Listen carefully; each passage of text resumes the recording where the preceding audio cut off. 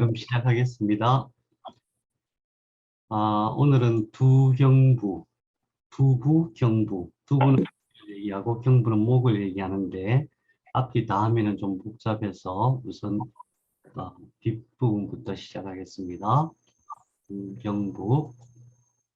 우리 지난 시간까지 공부한 게 이 부분이거든요. 이 부분. 이 부분. 그러니까 참 희한하죠. 등짝은, 등은 여기 가운데 중심으로 양쪽으로 두 줄만 있고 나머지는 경열이 없잖아요. 예, 그런데 두경부는 조금 복잡합니다. 우선 경열부터 한번 오늘 공부할 경열부터 살펴보고 그 다음에 좀 설명을 드릴게요. 여기 나와 있는 이 줄 신회, 전정, 백회, 후정, 강간, 외호, 풍부 이것이 두부의 두경부의 중앙입니다. 말하자면은 동맥 중앙이고 이게 기준이 되는데 그래서 머리 이 부분이거든요. 그 중에서 후면은 어디서부터 치냐 하면 여기서부터예요.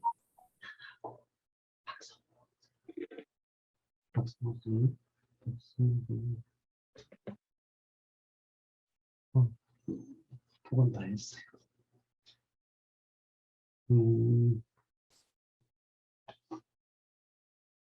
자, 그래서 지금 이 외우는 요령을 제가 말씀드릴게요. 외우는 요령. 자, 위치를 파악하는 요령이에요. 제일 기준이 백회와 신회예요. 백회와 신회. 지금은 제가 이렇게 말씀을 드려도 잘 안 외워질 거예요. 그런데 우선 백회와 신회를 기준으로 딱 잡고, 이게 백회와 신회를 잘 잡으면 이게 기준점이 되기 때문에 나머지는 쉽게 잡을 수가 있어요. 이게 어떻게 하면은 기준을 잡느냐, 이것은 구조를 봐야 돼요. 그래서 조금 이따 구조를 다 살펴본 다음에 다시 한번 살펴볼 텐데, 어쨌든 백회라는 혈자리가 있고, 백회라는 혈자리가 있고, 신회라는 혈자리가 있는데 이게 기준점이다 이렇게 생각하셔야 돼요. 실제로 치료 효과에 있어서도 이게 아주 기준점이에요. 백회와 신회. 그래서 백회와 신회 중간에 전정이라는 게 있어요. 전정은 앞에 있는 정원이란 뜻이에요. 백회를 중심으로 백회 앞에 정원.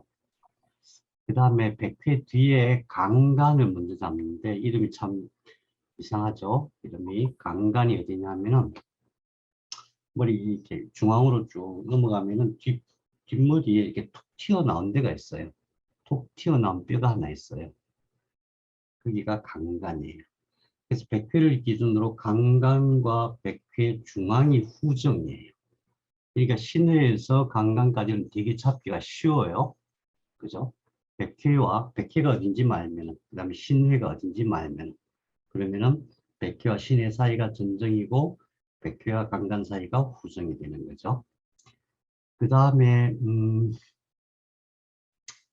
강간과 풍부 사이에 내후가 있어. 그럼 풍부가 어디냐? 풍부가 어디냐 하면은 두개골의 끝 지점이에요. 두개골의 끝. 그래서 실제로는 신회, 백회, 강간, 풍부를 알면은 나머지는 전부 다 그 중간이니까 다가기 굉장히 쉽죠. 그런데 이것들을 결정하는 표지자가 있어요. 신회는 여기인데 어디냐면은 여기 봉합선이 하나 있어요. 그러니까 앞뼈와 뒤에 있는 뼈 사이에 이렇게 붙어 있는 봉합시킨 봉합선이 있어요. 이게 봉합선이 되고, 그다음 백회는 사실은 봉합선이 없어요. 그럼에도 불구하고 백회는 조금 더 손이 숙달이 되면은 제일 에너지를 강하게 느낄 수 있는 지점이에요. 우리가 보통 말하는 숨골하고는 좀 달라요. 숨골하고는 위치가 좀 다른데, 원래는 이제 책에는 어떻게 되어 있냐 하면은, 양쪽 귀 있잖아요. 양쪽 귀. 양쪽 귀를 이렇게 접어가지고, 이걸 이첨이라고 하거든요. 귀끝하고 귀끝을 연결해서 만나는 지점, 이렇게들 얘기하는데, 대략 그렇게 만나는 지점에서 손가락으로 왔다 갔다 하다 보면은 열감이 느껴지거나 뭔가 이상한 에너지 기운이 느껴지는 지점이 있어요. 거기가 백회예요. 예를 들면은 뜸을 뜨면은 자기가 본인이 느껴요. 아, 거기서 약간 1mm 왼쪽인 것 같아, 1mm 오른쪽인 것 같아, 그렇게 얘기를 하거든요.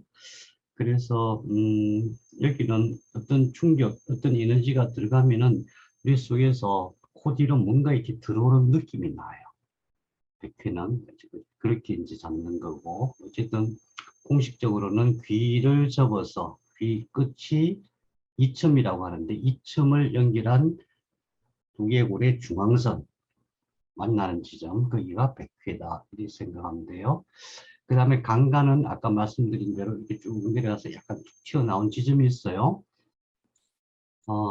사람마다 다르기 때문에 어떤 사람은 거기가 뾰족하게 튀어나와 있고 어떤 사람은 밋밋해요. 그런데 이제 거기가 봉합선이 서로 갈라지는 지점이기 때문에 약간 숙달하면 금방 알 수 있고, 풍부는 끝지점인데, 두개골의 끝지점인데, 두개골 끝에도 근육들이 많이 있어가지고 두개골 끝을 잡기는 힘들어요. 음,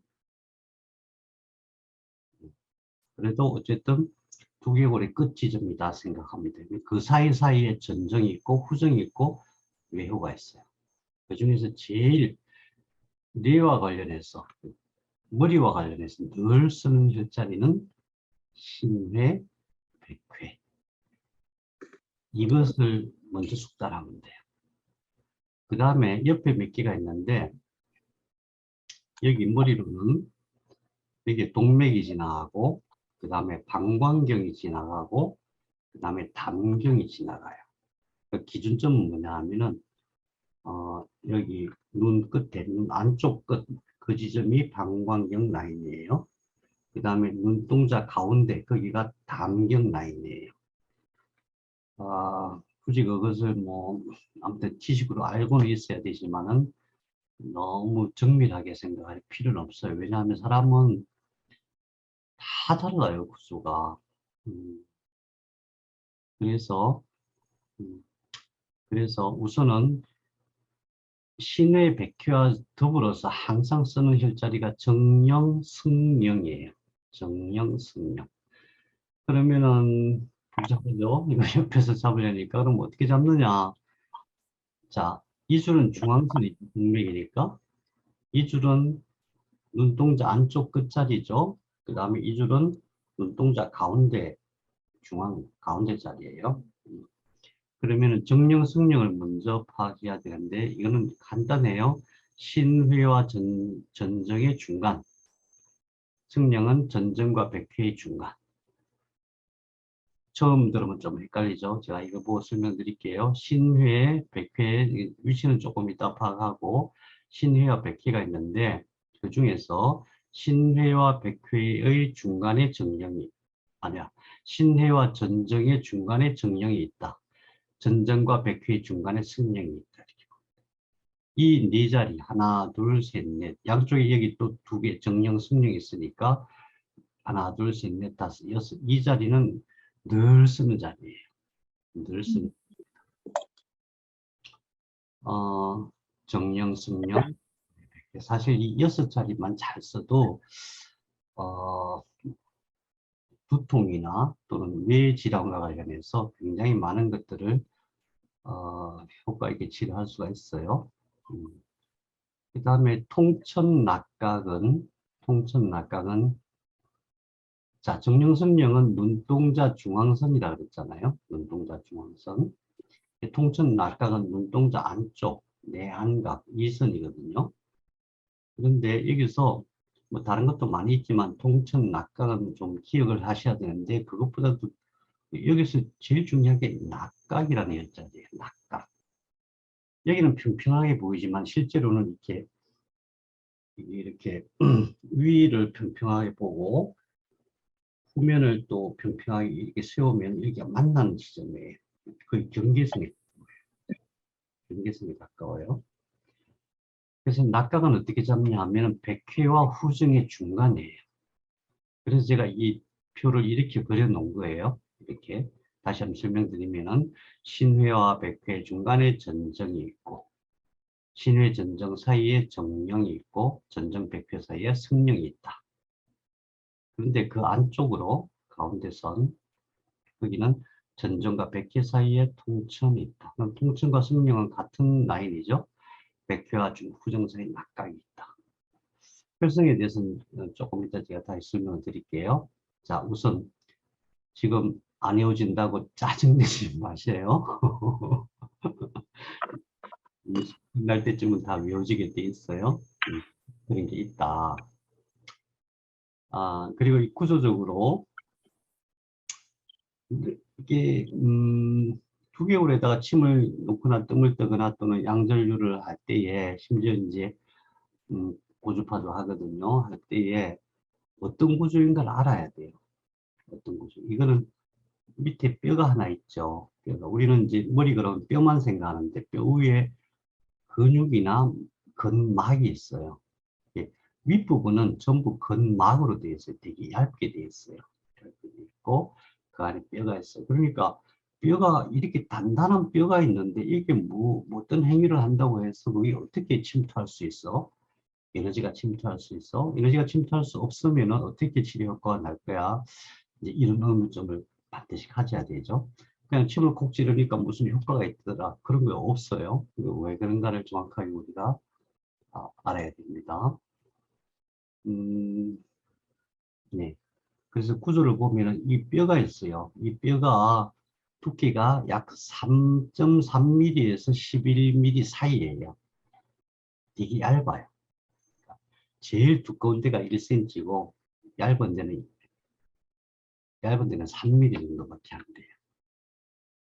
그렇지만 굉장히 단단해요. 어느 정도 단단하냐면은 수분이 거의 없어가지고 MRI 찍으면은 MRI는 이제 그 안에 있는 수분을 가지고 사진을 찍는 거잖아요. MRI를 찍어도 이게 안 나타나요. 그냥 하얗게 나타날 정도로 굉장히 단단한 뼈예요. 굉장히 단단한 뼈예요. 그 뼈 밑에 뇌가 있는 거니까 이 뇌에다가 어떤 영향을 미친다는 것은 쉬운 문제가 아니죠. 쉬운 문제가 아니죠. 그래서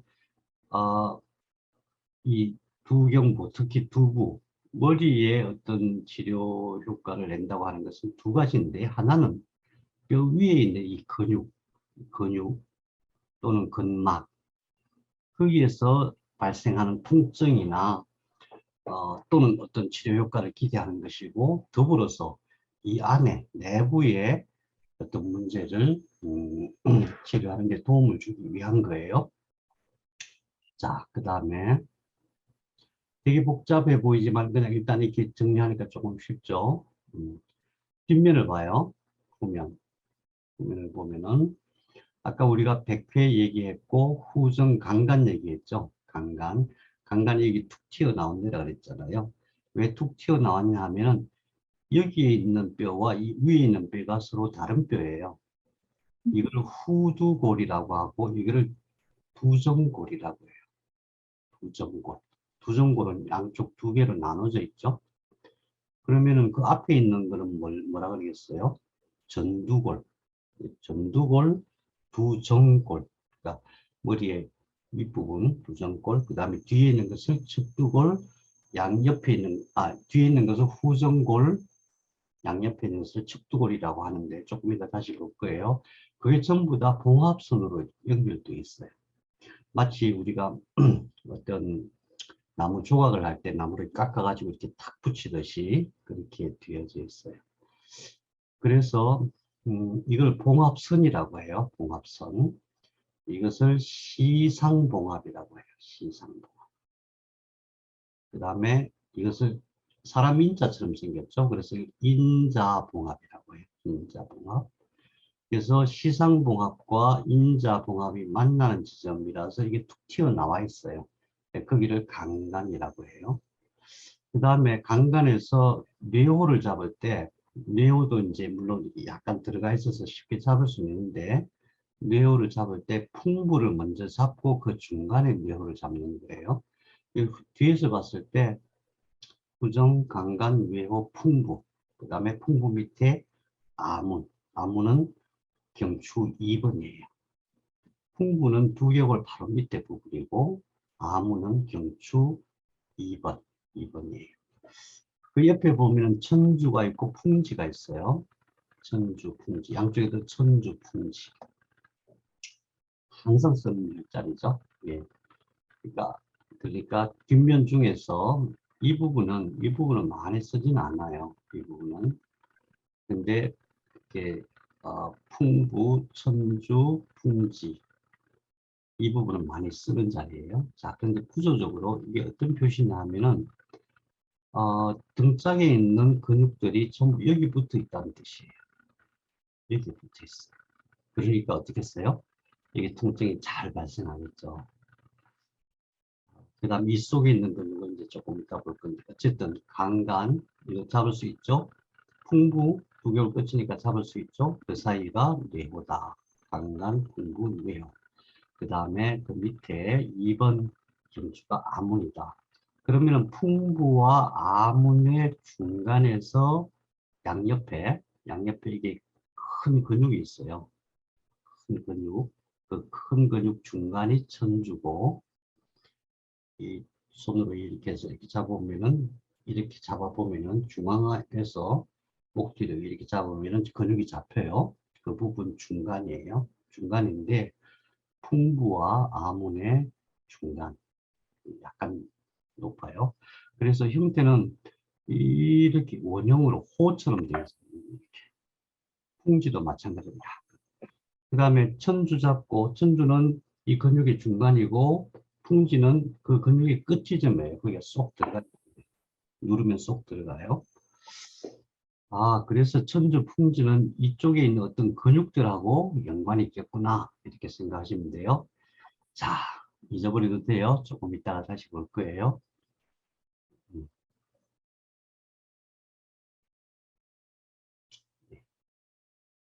옆에 있는 것이 엄청 많죠? 다 문경이에요. 엄청 많은데 자, 옆에 있는 이게 다 쓸 필요 없어요. 왜 그러냐면은 자, 여기 있는 뼈를 척두골이라고 그랬죠? 근육이니까 척두근이라고 해요. 척두근. 척두근에 여기는 통증이 왜 통증이 잘 발생하냐면 이게 이렇게 연결되어 있어요. 우리 이빨까지 교근이라고 하는데 이 근육까지 연결되어 있어요. 그래서 여기서 특히 이빨에 문제가 생기거나 입속에 어떤 문제가 생겼을 때 이쪽 근육에 통증이 잘 발생해요. 그 다음에 여기 귀가 있어요. 귀. 그래서 여기서 늘 쓰는 혈자리가 뭐냐 하면은 여기 솔곡이라고 했어요. 이리 보면 도대체 솔곡 이거 어떻게 잡아 할 수 있겠는데 간단해요. 귀 끝에 귀를 꽉 접어서 귀 끝에 이렇게 조금 올라가면 귀 접은 부분에 보면 이 근육이 하나 잡혀요. 근육이 잡히죠. 예. 근육이 잡히는데 약간 여기가 그러니까 귀를 이렇게 잡으면은 귀를 접으면은 이쯤 오는데 여기 이 부분이 근육이 좀 많죠. 예. 그 근육이 많은 약간 근육이 언덕처럼 이렇게 있잖아요. 근육이 언덕처럼 있으면 그 언덕의 끝 지점이 솔곡이고 솔곡 끝 지점이 솔곡이고 그 근육의 이쪽이 각선이에요. 귀를 이렇게 잡으면은 이 끝에서 근육을 만져보면은 근육이 예민하게 느끼셔야 돼요. 근육이 끝나는 지점. 언덕이 끝나는 지점이 솔곡이고 언덕 안쪽 거기가 각선이에요. 솔곡 각선은 같이 쓰기도 해요. 침을 놓을 때는 여기서 깊이 이렇게 넣어서 같이 치료하기도 하고 또 솔곡 하나만 쓰기도 하고 그래요. 양줄료 할 때는 같이 잡으니까 솔곡을 같이 잡으니까 귀에서 그렇게 연결되어 있다. 그 다음에 솔곡, 각손, 그 다음 여기 곡빈이라고 했어요. 곡빈. 예. 자, 이렇게 보면은 솔곡을 잡을 수 있죠. 약간 밑으로 내리면 각손이 되죠. 거기서 사선으로 조금 내려오면 거기가 곡빈이에요. 곡빈. 자, 여기서 이 근육에서 곡빈이 차지하는 위치를 한번 보세요. 보통 곡빈을 침으로 치료할 때는 여기서 침을 꽂아서 이쪽 방향으로 가요. 주로 어떤 데 쓰냐면은 모든 뇌혈관, 뇌출혈, 뇌경색 이런데 솔곡, 각성, 곡빈을 다 써요. 그래서 침을 놓을 때 침으로 할 때는 어떤 방식으로 하냐면은 솔곡에서 각선 쪽으로 해서 이렇게 이 방향으로 놓고 또 곡빈에서 이 방향으로 이렇게 놓고 이런 식으로 하면은 척두골을 듣고 있는 척두근 이게 거의 다 치료가 돼요. 이게 어떤 역할을 하기에 그럴까 이런 생각을 해볼 수가 있는데 이 근육을 떼내고 보면 여기에 봉합선이 하나 있어요. 이 안에.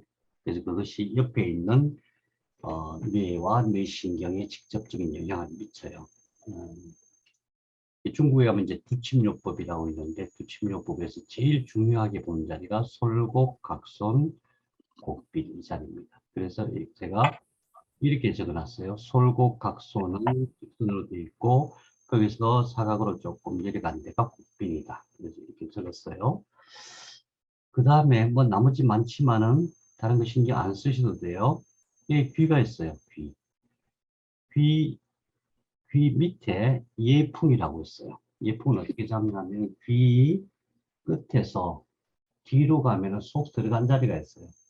거기를 꾹 눌러보면은 뼈와 뼈 사이에 쏙 들어가는 자리가 있어요. 거기가 예풍이에요.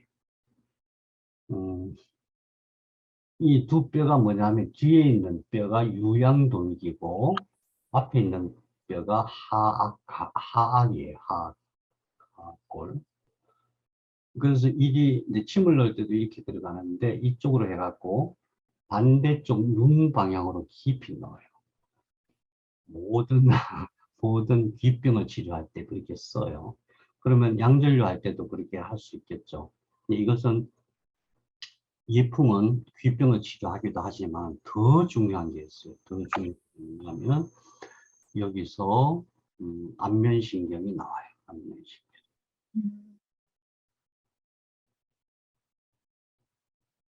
네. 여기서 안면신경이 나와요. 얼굴을 지배하는 신경이 두 가지가 있는데 하나는 안면신경이고 하나는 3차 신경이에요.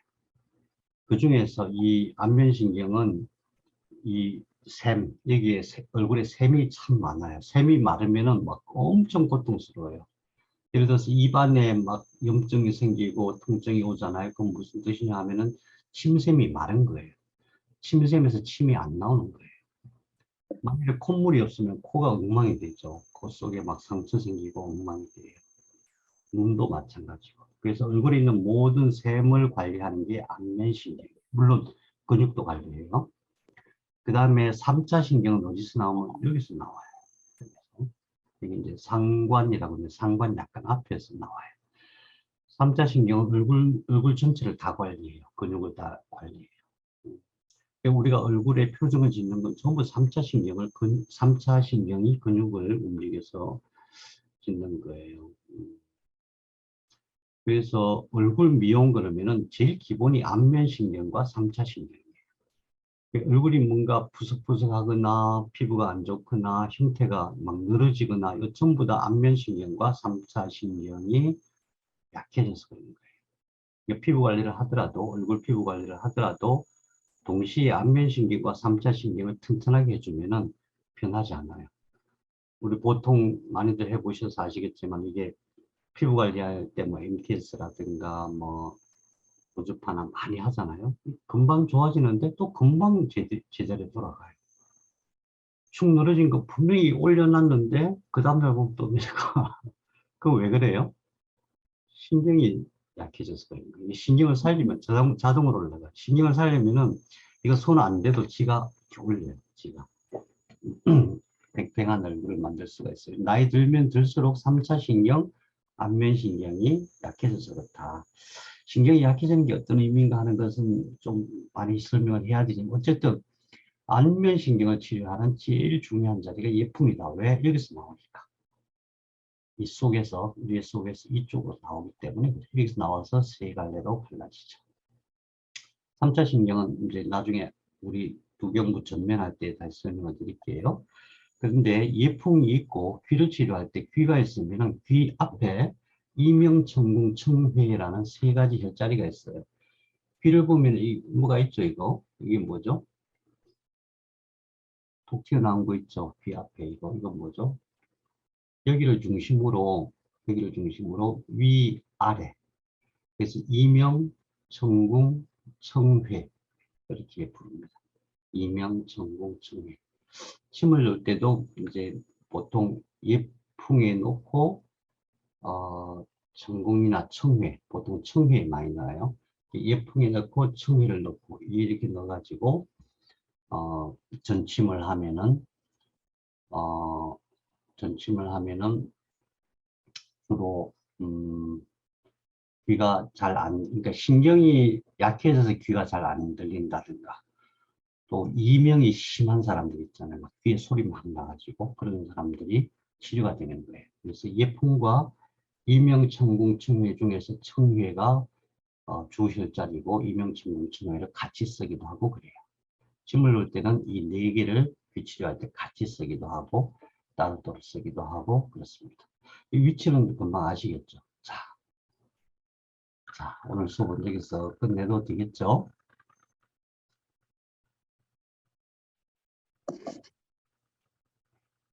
위치를 알려면 뼈의 구조를 알아야 돼. 이게 우리가 생각할 때는 이거를 한 통이라고 생각하시는데 다 떨어져 있어요. 다 떨어져 있어요. 그래서 이 뇌를 치료할 때에 이 뼈가 움직인다는 거예요. 움직일 수 있다는 것이 중요해요. 그리고 이 틈새로 어떤 에너지가 들어갈 수 있다. 그리고 병이 났다는 것은 이게 위치가 달라지고 문제가 생기면 병이 날 수 있다. 그래서 이거를 알아야 돼요. 예, 우선 보면은 이거 앞에 있는 이것을 전두골이라고 해요. 전두골. 이게 경계가 어디냐 하면은 손으로 이렇게 넣으면 이게 쏙 들어가는 데가 있어요. 이 부분, 이 부분을 뭐라고 하냐면은 이 부분을 관상공합이라고 해요. 관. 그러니까 우리가 왕관을 쓰거나 어떤 관을 쓸 때, 월계관을 쓸 때에 이게 탁 걸치는 데가 이 부분이에요. 그래서 위로 쑥 들어가면은 위로 올라가면 쑥 들어가는 봉합선이 있다. 봉합선이 있다. 그리고 이게 관상봉합은 앞에 있는 전두골과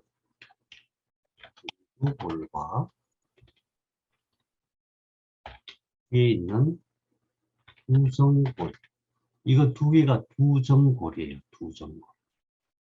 전두골과 두정골이 경계다.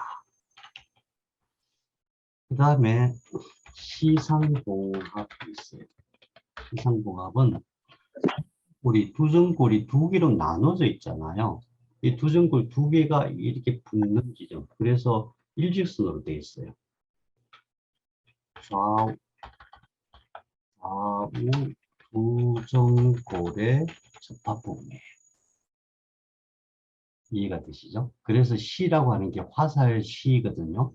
일직선이니까 화살처럼 생겼다. 그런 뜻이에요. 그러면은 전두골이 있고 두정골이 있고 뒤에 후두골이 있겠죠. 후두골.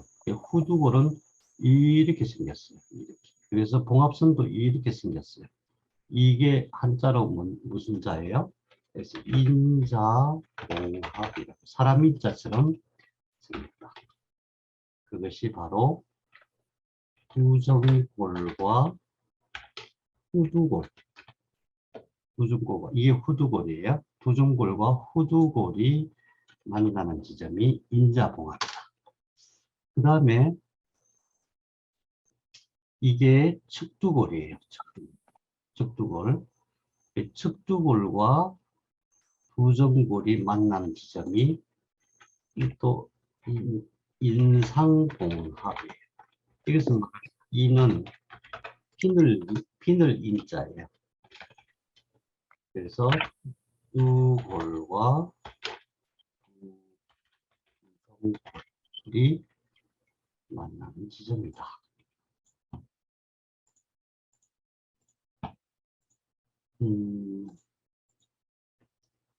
자, 이해가 되시죠? 한번 이제 다 떼놓으니까 입체적으로 머리 안 들어오고 이 나머지 앞에 이거 되게 복잡해요. 이거 복잡한데 이거 꼭 알아야 되거든요. 이건 다음 시간에 두경부 앞면 할 때 할게요.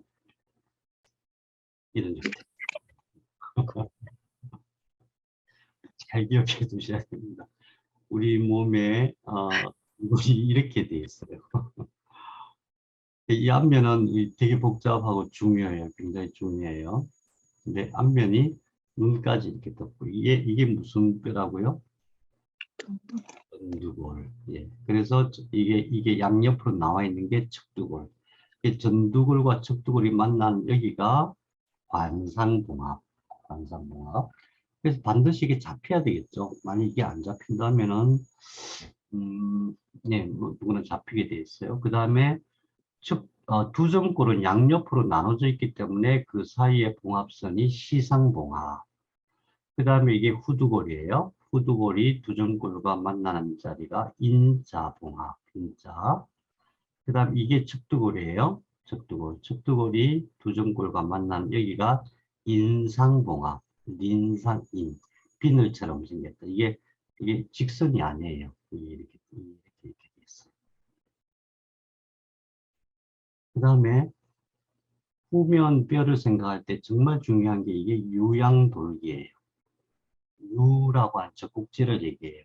젖꼭지 모양의 돌기, 뼈가 이렇게 튀어나왔다. 이게 왜 중요하냐면 목에 있는 거의 대부분의 근육들이 이렇게 다 연결되어 있어요. 흉쇄유돌근, 끝에가 여기 연결되어 있어요. 그 다음에 여기 사각근, 이게 연결되어 있어요. 뒤에 있는 반극근도 일부는 여기 연결되어 있고 판상근도 여기 연결되어 있어요. 그러면 어떻게 돼요? 모든 근육이 연결되어 있다. 여기가 고장나면 난리 난다. 그래, 항상 잘 뭉친다. 여기가. 네, 그래서 전두골, 두전골, 측두골, 후두골, 유양돌기는 이제 이해가 되셨어요. 근데 이 봉합선 중에서 진짜 중요한 봉합이 시상봉합이에요. 이게 관상봉합이죠. 관상봉합, 이게 시상봉합. 이게 전두골이고 이게 두점골인데 두점골 사이에 시상봉합.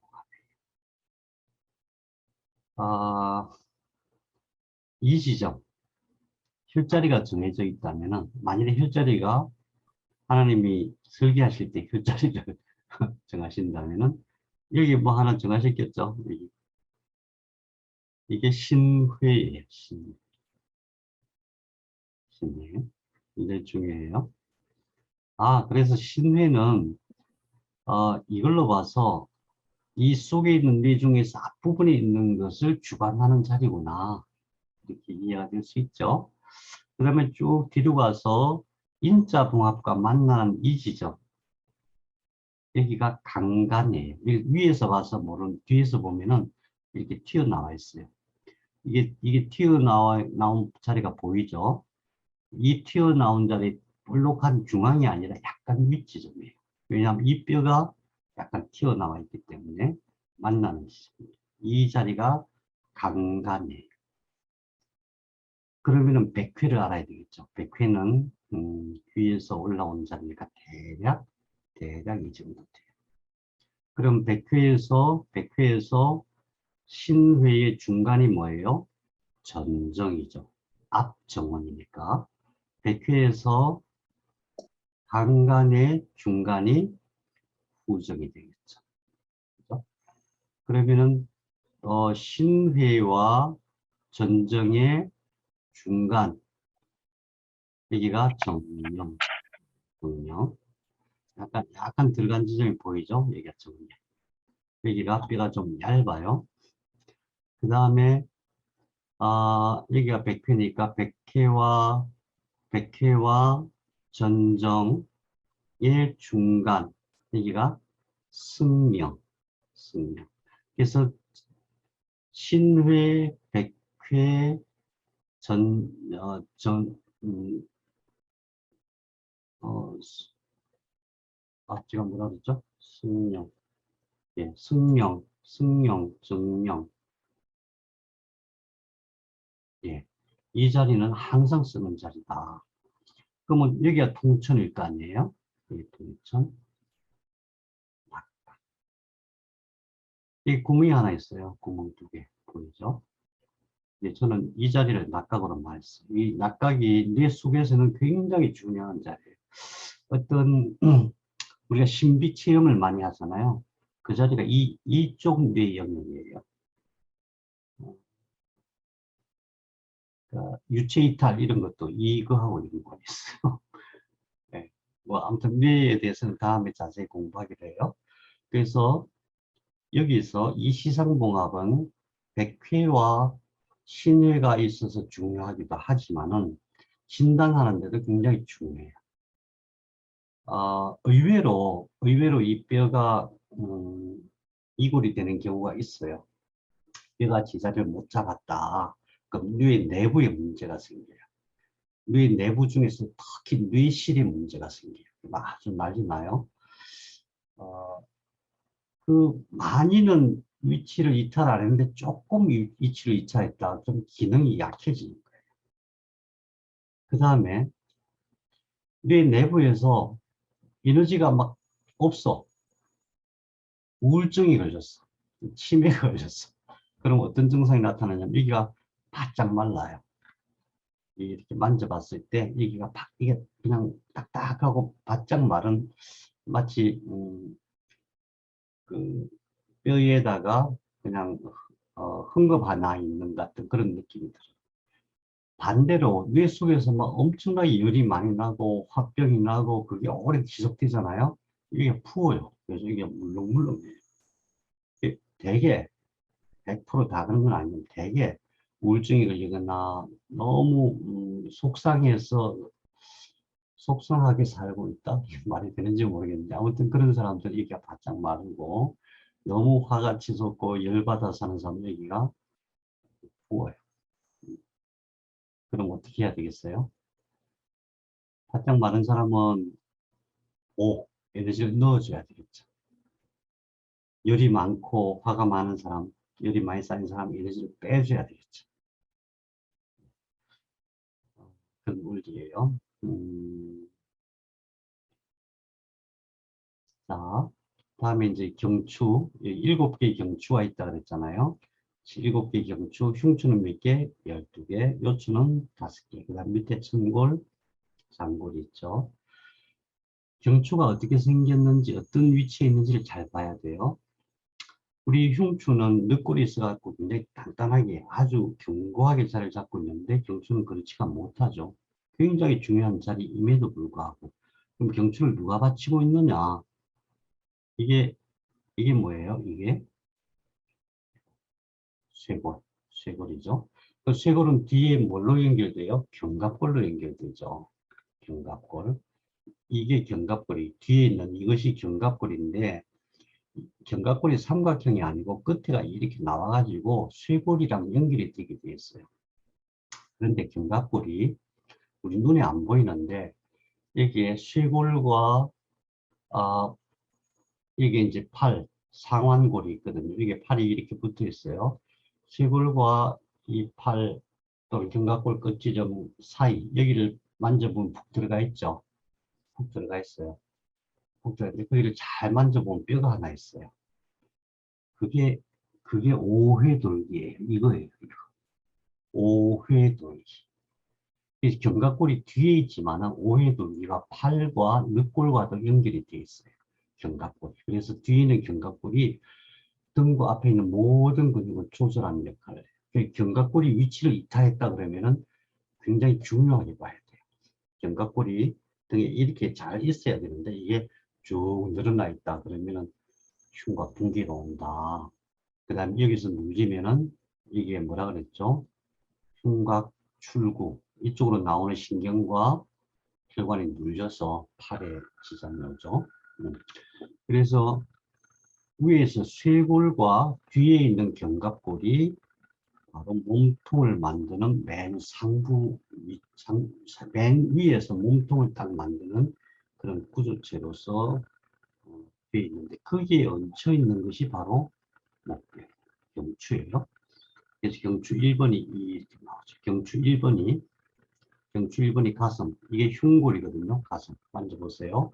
목에서 쭉 내려오면은 탁 걸리는 데가 이 지점이에요. 이 뼈가 흉골 이렇게 있죠.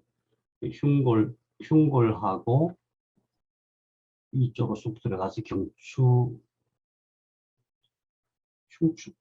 1번, 경추는 연결된 게 없고, 흉추 1번하고 이렇게 연결돼가지고, 이 구조적으로 보면은, 쇄골, 그 다음에 견갑골, 쇄골, 견갑골, 그 다음에 흉추 1번, 경추가 아니고 흉추 2번, 이것이 위에서 구조적으로 딱 만들어, 구조를 만들고 있는 거예요. 몸통 전체의 구조를 만들고 있는 거예요. 이 속에 장부가 다 들어가는 거잖아요.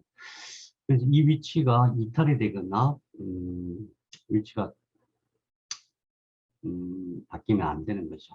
그런데 한번 보세요. 여기는 아주 견고하게 잘 되어 있죠. 견고하게 잘 되어 있어요. 여기에 경추 7개가 있는데 그 끝에서 2개월을 받치고 있겠죠. 받치고 있는 그 구조를 잘 아셔야 돼요. 이게 7개의 경추예요. 질경추. 7개인데 1번하고 2번은 이름이 있어요. 1번은 환추라고 해요. 환추. 아틀라스라고 해요. 1번은 환추라고 2번은 축추라고 해요. 무슨 뜻이냐면은 2번 경추에서 이만한 축이 하나 올라가요. 이거 보이죠? 치돌기라고 해요. 축이 올라가서 그것이 1번을 붙들고 있는 거예요. 1번이 돌아갈 수 있도록 1번이 돌아갈 수 있도록 하고, 그 다음에 여기 이 그림 보입니까? 이렇게 여기에 두개골이 탁 받쳐져 있는 상태예요. 두개골이 여기에 막 관절처럼 딱 붙어 있거나 어디 쏙 들어가 있거나 그렇게 되어 있는 게 아니고 이 위에 턱 얹혀져 있어요. 이 양쪽 이쪽에 두개골이 탁 얹혀져 있고, 그러면 이게 돌아갈 수 있어야 되잖아요. 그래서 2번에서 축이 하나 올라가요. 이쪽으로. 축. 이게 이거예요. 축이 올라가고 그 축을 중심으로 해갖고 1번 환추가 이렇게 돌아갈 수 있게 그런 구조로 되어 있어요. 자, 그러면 이게 부러지면 어떻게 되겠어요?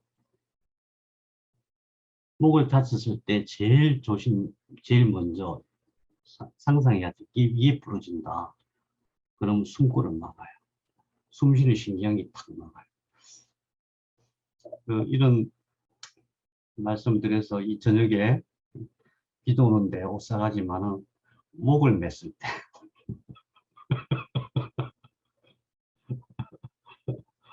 목을 맸을 때 왜 사람이 사망할까요? 기도를 막아서 안 그래요. 기도를 이렇게 하면 안 막히잖아요. 이게 뚝 부러져요. 뚝 부러져가지고 그러니까 호흡 신경을 확 눌러서 호흡을 못하게 만들어요. 그래서 이 뼈가 망가지고 굉장히 위험한 거예요. 그래서 목이라고 하는 것은 목 운동 많이 하고 막 카이로프라틱 하는 데확 돌리고 꺾고 하잖아요. 굉장히 위험해요, 사실은. 그냥 건강한 사람들은 괜찮아요. 뭐 시원하죠. 근데 신경에 문제가 있거나 목에 문제가 있는 사람들 아주 치명적인 문제가 있어요. 제가 한번 중국에 그 봉사하러 갔다가 어떤 그 지역의 어떤 목사님이 그걸 배웠다고 한국인한테 카이로프라틱 배웠다고 저한테 해준다고 뭐 아니라고 아니라고 아니래 자기가 꼭 해줘야 되는데 얼마나 좋은지 모르는데 그래서 그냥 확 돌렸어요. 한 석 달 고생했습니다. 석 달. 사실은 그거는 되게 위험해요. 네, 하더라도 절대 억지로 하면 안 됩니다. 그래서 그 이유가 이 돌아가는 구조가 이게 축추가 있고 환추가 있어서 그런 거예요. 이 부분 굉장히 중요한데 여기는 근육이 많이 붙어 있어갖고 사실은 쉽게 움직이지는 않아요. 그렇지만은 이 부분 중요하다. 그래서 목을 운동할 때는 과하게 하면 안 돼요. 체조할 때도 엄청 과하게 하는 사람들 그러면 안 돼. 그냥 살짝 살짝 하는 정도. 앞뒤로 할 때도 살짝 살짝 하는 것이지 열심히 하면은 뭐가 근육이 생기고 절대 그렇지 않습니다. 왜? 예. 환추와 축추가 상하면 절대 안 된다.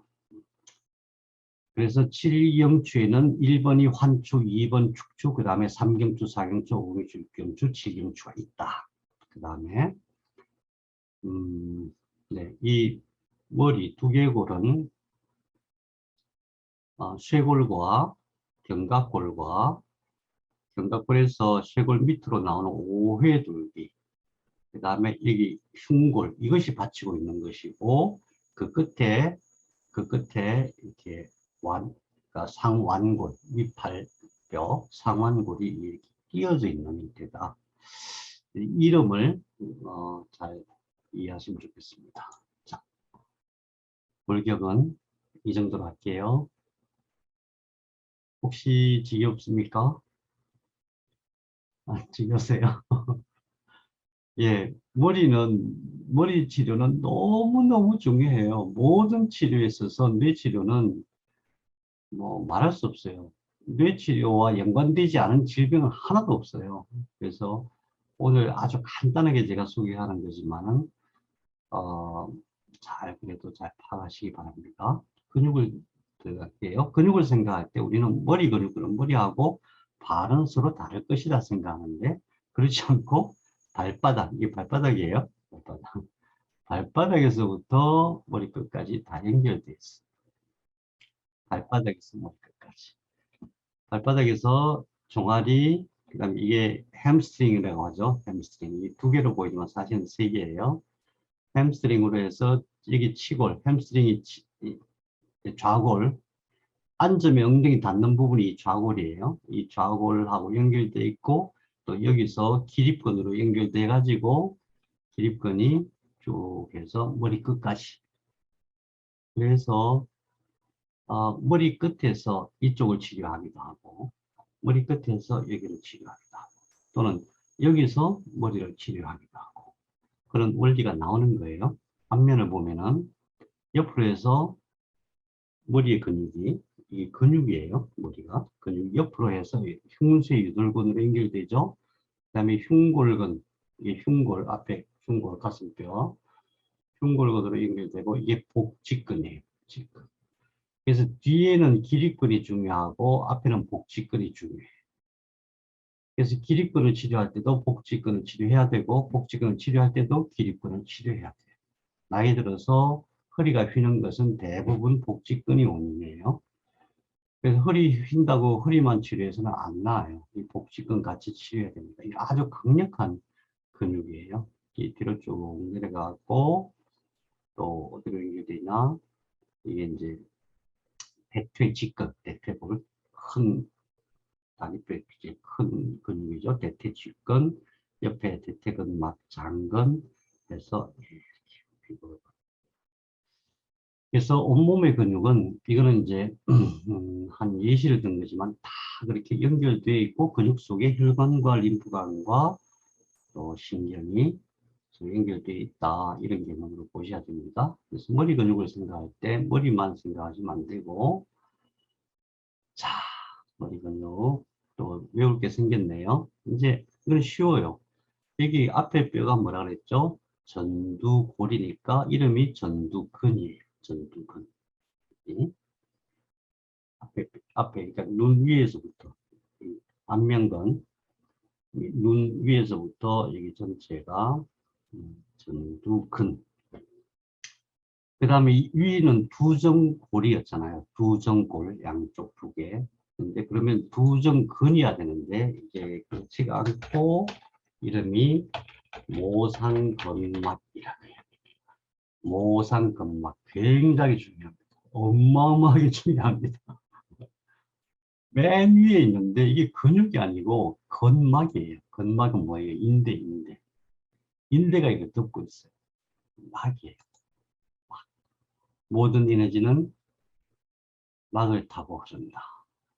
모든 에너지는 막을 타고 흐른다. 왜 사람의 머리 맨 윗부분은 막으로 되어 있습니까?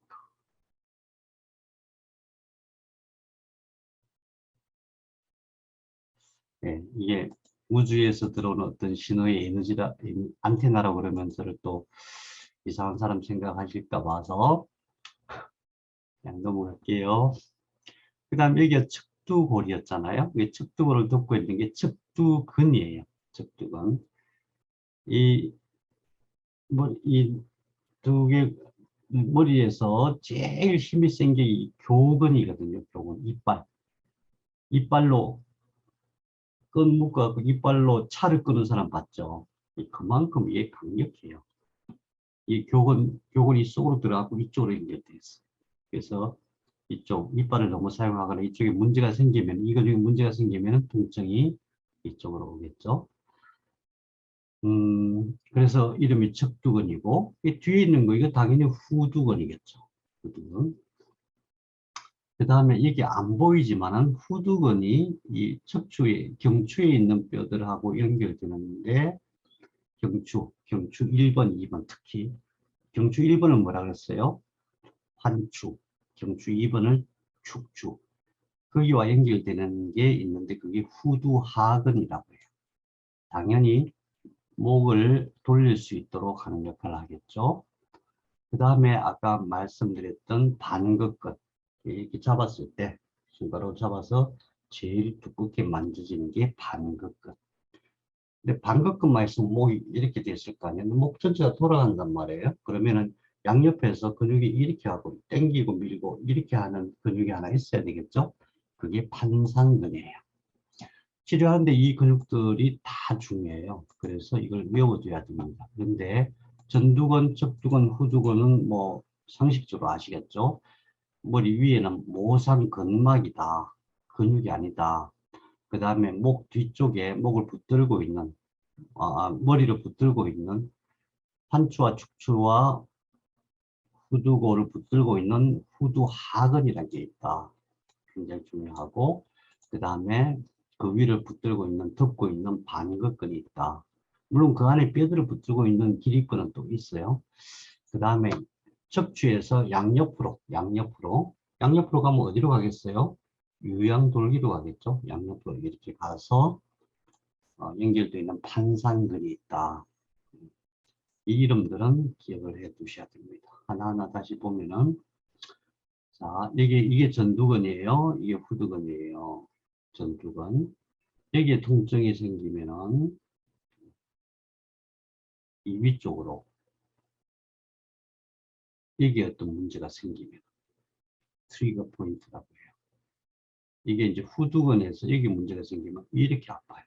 우리가 보통 생각할 때 두통 그러면은 되게 머릿속에서 뭐 문제가 생긴다 이렇게 생각하기 쉬운데, 머릿속에서 문제가 생기는 통증은 너무 강해서 원래 기절을 시키게 돼 있어요. 기절시키게 장치가 돼 있어요. 너무 강해서. 또 그래서 우리가 보통 느끼는 두통은 전부 이 근육에서 발생하는 두통이에요. 그래서 만일에 이 앞에 이제 전두근이죠. 전두근 앞에 머리통에 뭔가 두통이 온다 그러면은 바로 이 지점이에요. 혈자리는 나중에 양백이라고 하는데 나중에 다시 보기로 하고, 그 다음에 뒷머리 이쪽으로 통증이 오면은 이게 무슨 근육이죠? 후두근이죠. 그래서 이제 근육을 구조를 잘 보면은 당연히 그렇겠구나 이런 생각을 해요. 왜? 이렇게 연결돼 있잖아. 그래서 근육의 구조를 나중에 한번 제가 근육책 보내드렸나? 근육책 안 보내드렸나? 한번 드릴게요. 그걸 보면서 이제 근육은 공부하는 시간이 좀 많이 걸려요. 어렵진 않은데. 근데 항상 그 구조를 보면 어디서 시작해서 어디로 붙어 있고, 대개는 뼈와 뼈 사이에 붙어 있잖아요. 근데 근육과 근육 사이에 또 이렇게 연결되어 있는 그런 것도 있어요. 그런 것 자세히 보면은 통증이 생길 때 어디서 생긴다. 알 수가 있는데, 그걸 확인하는 게 어떤 방식이냐면, 어디 통증이 생긴다 그러면은 그 근육의 끝 지점, 어느 뼈에 붙입니다. 또는 어느 근육에 붙입니다. 그 지점을 만져보면 알아요. 그럼 대개 본인은, 예를 들어서 본인은 여기가 아프다고 그러는데, 그래서 여기를 만져서 치료가 안 되잖아요. 근데 이 근육, 이 전두근이잖아요. 전두근이 연결되고 이 지점에서 이렇게 눌러보면 거기가 아프다고 그래요. 여기를 치료하면 이게 없어지는 거예요. 그래서 통증이 나타나는 그 지점 피해자고, 통증을 불러일으키는 어느 지점에서 어떤 원인이 있다. 그 원인을 제거하는 것이 치료다.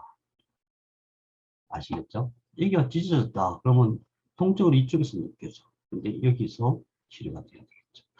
근육은 의외로 잘 찢어져요. 이렇게 찢어진다고 하는 것이 우리가 뭐 눈에 보이는 막 피가 날 정도로 확 찢어진다. 그런 개념이 아니고 구조적으로 살짝 살짝 틀어지게 돼 있어요. 예. 그리고 예, 모상근막, 예, 모상근막이라고 했죠. 모상근막은 이제 이 모상근막이 좀 줄어드는 경향이 있어요. 나이 들고 좀 약해지고. 왜 그럴까요? 만일에 사람이 인형을 이렇게 만들어 놓고 피부를 위에서 이렇게 씌운다고 생각해 봐요. 씌우면은 맨 위에서 딱 붙잡고 있는 게 이거잖아요. 이해가 되시죠? 여기서부터 발끝까지 연결됩니다. 여기서 몸 전체까지. 그래서 항상 이쪽은 긴장되어 있어요. 그래서 나이 들면서 이게 약해집니다. 그런데 여기를 치료해주는 치료자가 별로 없거든요. 그래서 양질류를 하든 뭘 하든 간에 여기를 손으로 이렇게 쓰다듬어 주면은 싹 이완이 돼요. 아무것도 아닌 것 같은데 싹 이완이 돼요. 어떤 사람 잠이 들기도 하고 그래요. 모상근막 때문에. 모상근막은 늘 긴장되어져 있다. 그것은 전두근, 측두근, 후두근과 이렇게 연결되어 있어요. 여기도 인대가 있는 거겠죠? 여기도 인대가 있고. 그래서 이 인대에서 문제가 생겼을 때 통증이 오기도 하고 그래요. 그래서 이제 중요한 것은 이 어, 전, 모상근막이 몸 전체에 영향을 미칠 수 있다 이 생각하시죠. 예를 들면은 이렇게 쭉 내려서 다리 빼고 팔 빼면은 몸통의 끝이 항문이잖아요. 치질을 치료할 때 여기를 치료해요. 다시 말하면은 이쪽 모성근막이 약해지면은 골반 기저는 맨 밑에 있는, 그러니까 여기서 감싸고 있고 맨 밑에서 이렇게 감싸고 있잖아요. 그렇죠? 그러니까 이쪽이 약해지겠죠. 그래서 여기를 튼튼하게 해야 되는데 머리카락이 많아서 하기가 쉽지가 않아요. 예를 들어서 진공부항을 할 때도 여기 이 지점 백회에다가 이제 머리카락이 없는 사람 되게 쉽고, 머리카락이 있는 사람 여기를 어, 머리카락을 잘라내고 진공부항 하면은 거품이 어마어마하게 많이 나. 나이 드신 분들, 뭐 평생을 열심히 살아보신 분들, 고민거리가 많으신 분이 특히 그런 것 같아요. 그 다음에 여기서 뽑기도 하고 이 뒤에 강간 그 자리에서 뽑기도 하고 그래요. 근데 어디를 뽑든 간에 머리카락을 잘라야 되니까 불편한데, 근데 만일에 이제 뇌출혈이 있다거나 뇌에 어떤 심각한 문제가 있는 사람들은 상당히 효과적이겠죠. 모상근막에 대한 이해가 굉장히 중요하다 말씀드리고요. 그 다음에 이게 척두근이죠. 척두근은 여러 군데에서 통증을 일으킬 수가 있어요. 여기 보세요. 이빨이 아프거나 여기 통증이 생기면 이렇게 아파요. 이렇게 통증이 생겨요. 이게 문제, 이게 교근하고 연결되는 지점이죠. 교근에서도 그렇고, 또 이렇게 귀 위에 이 뒤쪽, 이쪽에서도 이렇게 통증이 와요. 그래서 양옆에 일어나는 모든 통증이 척두근의 끝 지점들, 그 다음에 교근과 연결된 지점들. 뭐, 요즘 뭐 타이레놀 먹으면 다 나으니까 별로도 안 하시는데, 근데 내가 아플 때는 이렇게 지압을 해줘도, 그러니까 이 자리가 곡빈이에요, 곡빈. 이 자리가 솔곡, 각선. 그런 구조다. 일자리가 그렇게 정해져 있다. 이건 아주 중요합니다. 두개골, 후두골이죠. 후두골. 여기 후두근이 있겠죠. 단골에서부터 시작해서 기립근이 쭉 올라와 가지고 여기에 붙어요. 여기 붙어 있어요. 이 속에 후두하근이 있습니다. 후두골의 아래에 있다 해서 후두하근인데, 이 후두하근이 이렇게 여러 갈래로 나눠져서 내려왔고, 어디에 붙냐 하면은 환추와 축추, 제1경추와 2경추에 붙어요. 제1경추에 이렇게 붙고 이렇게 해갖고 제2경추에 붙어요. 그러니까 물론 이 바깥에 있는 반극근이나 판상근도 영향을 미치겠지만 이게 영향을 미치는데 이게 왜 중요하냐. 이 사이에 혈관이 이렇게 올라가요. 혈관. 이걸 추골동맥이라고 해요. 혈관이 이렇게 올라가서 이 두개골과 1번 경추를 환추라고 했죠. 환추. 이렇게 올라가고 이리 쏙 들어가요. 혈관이. 그러면 이게 땡기면 어떻게 되겠어요? 혈관에 압박을 받겠죠. 내려가는 혈관에 압박을 받으면 어떻게 되겠어요? 뇌에 엄청 문제가 많이 생기겠죠. 야, 엄청 많은 문제가 생기겠죠. 그러니까 이게 긴장돼 갖고 짧아지면 안 되는 거예요. 이걸 늘 풀어줘야 돼. 왜 긴장되느냐? 스트레스 받으면 100% 긴장되게 돼 있어요. 스트레스 받으면 어쨌든 뇌 혈관 쪽에서 문제가 생기게 돼 있어요. 그래서 후두하근이라는 게 있는데 이것이 이게 굳으면 어떤 문제가 생기냐, 어떤 모양이 나오냐 하면은 뒤에 주름이 생겨요. 목 뒤가 이렇게 주름이 생겼다는 게 원래는 이렇게 늘어져 있었는데 그게 당겨잡고 주름이 생겼다는 거죠. 그래서 양절류 할 때에 이렇게 깊이 이쪽에 많이 하는 이유가 물론 반극근, 판상근도 중요하지만 이 후두하근 때문에 이게 안 풀리면은 얘는 어떤 형태로든 치료가 안 돼요. 수면치료도. 그래서 치료자들 입장에서는 이 후두하근은 늘 염두에 둬야 됩니다. 후두하근이 긴장되면은 추골동맥이 압박을 받는다. 좀 이따 추골동맥 한번 자세히 봐요. 여기는 또 예, 후두하근 여기서 문제가 생기면은 양옆으로 측두근 쪽으로 통증이. 예. 그 다음에 승모근 지난번에 우리 얘기했죠. 승모근도 마찬가지로 후두하근의 끝지점, 기립근의 끝지점, 승모근의 끝지점 전부 다 여기에 붙어 있어요. 그래서 쭉 내려와 가지고 이 쇄골 3분의 1, 쇄골의 3분의 1 지점 이렇게 붙어 있고 견갑골을 따라서 여기가 몇 번이에요? 흉추 12번까지. 예. 그래서 승모근에 문제가 생기면은 이런 통증들이 발생을 하죠.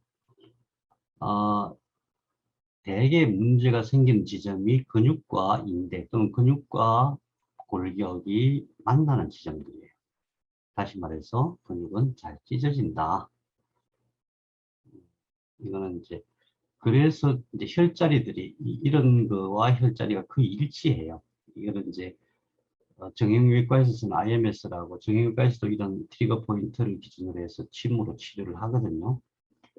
뭐 효과가 별로 없다고 하면 안 되니까 의사 선생님들이 하시는데 약해요.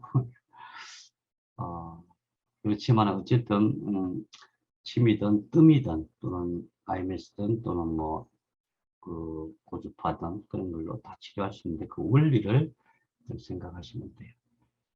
그 다음에 이제 중요한 게 반극근인데, 이 안에 있는 게 후두하근이라 그랬죠. 후두하근. 그 바깥에 반극근이 이렇게 덮고 있어요. 반극근을 뭐 이렇게 길거든요. 그래서 경반극근, 그러니까 경추와 붙어 있는 것을 경반극근, 흉반극근이 나누기도 하는데 그럴 필요 없이 그냥 이렇게 돼가지고 이게 제일 두꺼운 근육이다.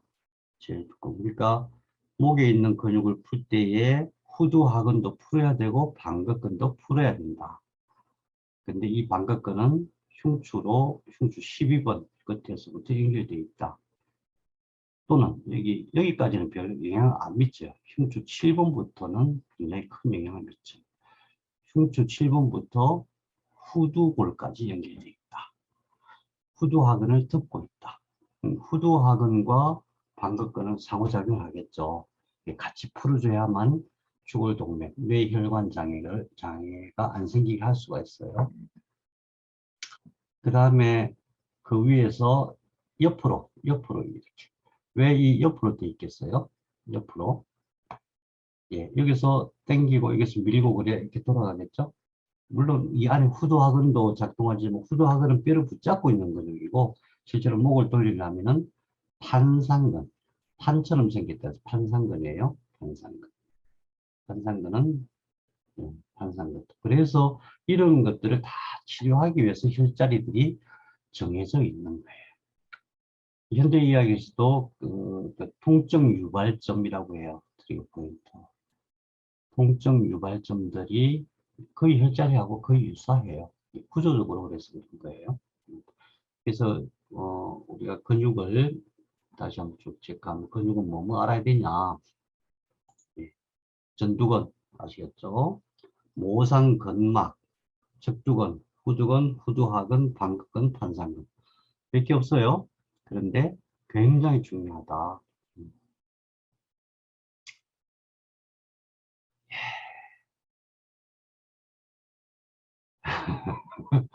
제가 간단하게 설명할게요. 굉장히 중요하다. 맨날, 맨날 긴장해요. 심장에서 혈관이 세 가닥이 올라와요. 세 가닥이. 아니, 네 가닥이 올라와야지. 그러면 하나는 팔로 가고, 하나는, 뇌로 가고 그래야 될 건데, 세 가닥이 올라와요. 심장에서. 동맥이 세 가닥 올라가고, 하나는 왼쪽으로 가요. 왼쪽 팔로. 왼쪽 팔로는 별도의 독립적인 동맥이 가요. 그럼 나머지 두 개 남잖아요. 두 개 중에서 하나는 왼쪽 뇌로 올라가요. 왼쪽 머리로 올라가요. 오른쪽은 이렇게 팔로 가다가 뇌로 올라가요. 어쨌든. 그래서 왼쪽과 오른쪽이 굉장히 기능이 달라요. 뭔가 달라요. 예. 항상 몸은 왼쪽이 우선이에요. 자, 그런데 올라와서 목에서 여기가 이 지점이 어디냐 이렇게 만져보세요. 여기 목. 잘 만져보면은 톡톡 튀는 데가 있어요.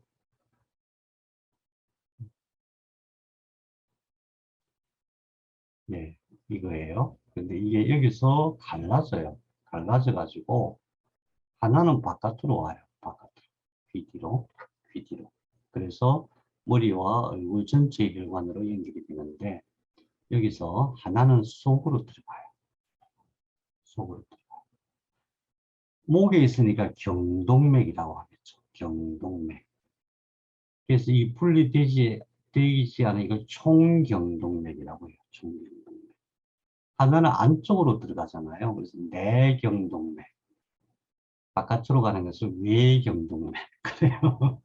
근데 이거는 워낙 오픈되어 있고 크고 그래서 별 문제가 안 생겨요. 다만 여기는 어떤 때 문제가 생기냐면 여기 분지가 있죠. 분지. 여기에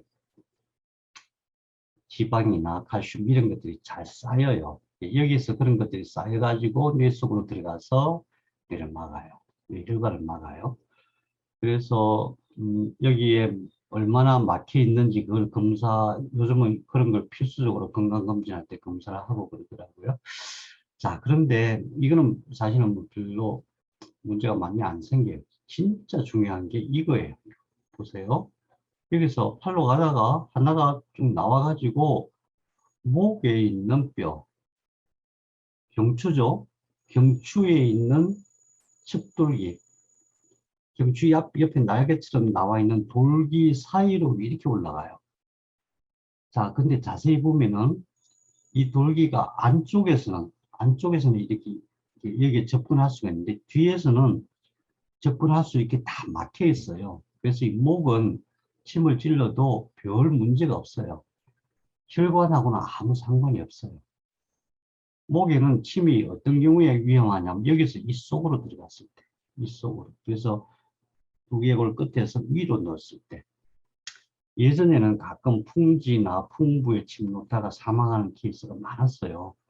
한의사 선생님들이 그때는 옛날 한의사 선생님들은 해부학을 잘 깊이 안 배우셨어요. 그래갖고 여기서 이렇게 들어가고 위로 넣어가지고 사망하는 경우가 많았는데 그것을 제외하고는 목은 거의 그런 문제가 없어요. 혈관도 잘 보호되어 있어요. 근데 제가 왜 이 경동맥보다 추골동맥이 더 중요하다고 생각하냐 하면은 여기는 잘못하면 맥혀요. 잘 맥혀요.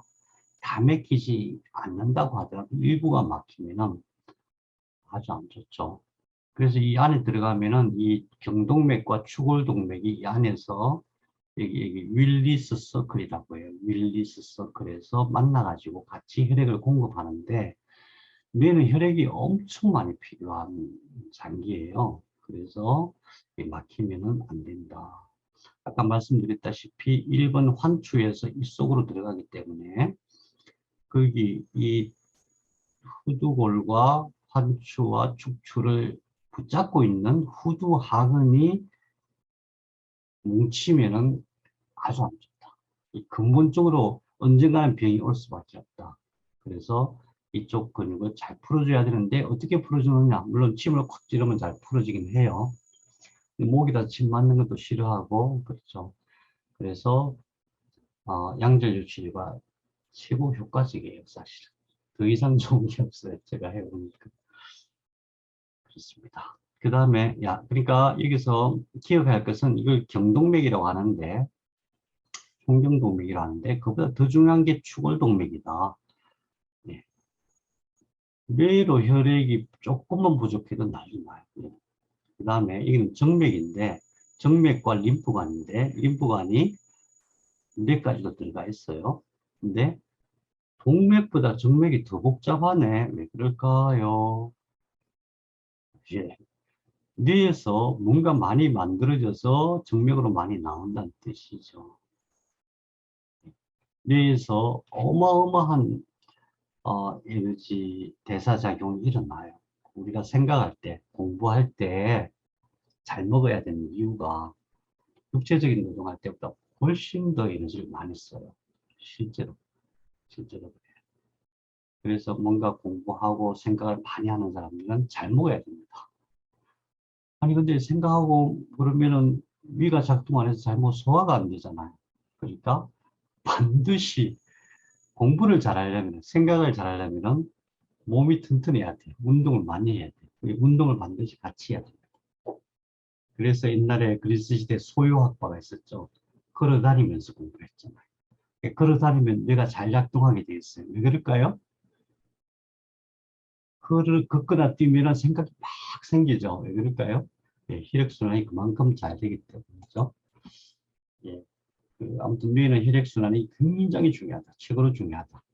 근데 혈액순환에 대해서는 많은 사람들이 신경 쓰는데 신경을 거의 안 쓰는 게 하나 있어요. 이건 정말 안타까운 일이에요. 정말 안타까운 일이에요. 사실은 혈액보다 더 중요한 게 예, 이 추골동맥의 간단한 모습이 앞에 목 쪽에서 바라본 거예요. 예, 이렇게 해서 경추에 어, 경추 이뼈 사이로 이렇게 들어가서 이게 들어가요. 그래서 이 뒤에서 이뼈와 이뼈 이게 뭐예요? 후두골이죠. 이게 환추죠. 환추와 후두골을 붙잡고 있는 근육이 후두하근이잖아요. 그래서 이게 1이 들어가고 1이 들어가니까 여기에서 눌리면은 큰일 난다. 네, 있고 혈액순환보다 더 중요한 게 내적색순환이다. 좀 힘드실 것 같다. 중위에서 빠뜨릴 수는 없고 우리 다음 시간에 할까요? 네, 네, 그래요. 다음 시간에 좀 더, 왜냐하면 뇌 부분은 뇌는 이게 좀 복잡하게 하지만 그냥 지나칠 수가 없어요. 네.